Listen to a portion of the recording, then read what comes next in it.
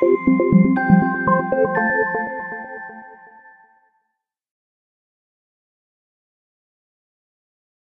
morning and welcome to Monday's free racing tips video. Hope that you're all doing well today and looking forward to the start of a new week.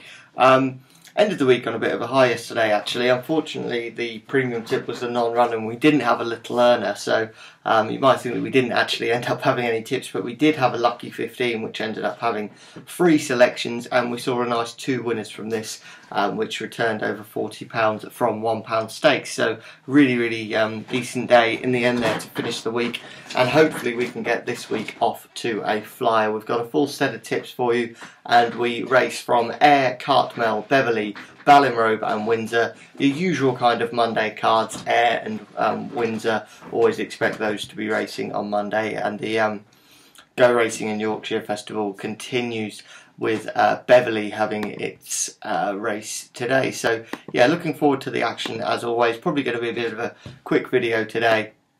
We'll start off with the premium tip, which doesn't go till later tonight.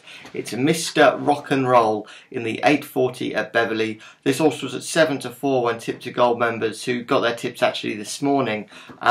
That was only about an hour and a half or so ago, and this horse has been back from 7 to 4 into around about 11 to 8 now, so it's certainly subject of some market support, and that was the case last time out when this horse was really well backed in an Epsom handicap last time out and didn't get much luck in running on that day.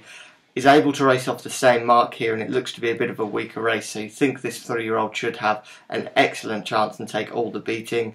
That second in his previous run, and that was a good run, as I say, and this trip looks to be just about ideal for Mark Johnston's charge. So the yard continues to be in cracking form, and I think this one will go very close there. That's Mr. Rock and Roll, your premium tip in the 840 at Beverley.